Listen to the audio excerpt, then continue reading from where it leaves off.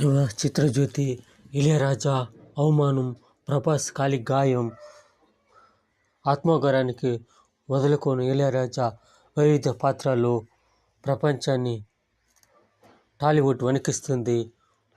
ఉపేంద్ర సంక్రాంతి తర్వాత మోహన్ బాబుకు నోటీసులు, గన్ సరెండర్, ప్రేమికుల కోసం లైలా, అందమైన ప్రేమ కథ ఆదరణ.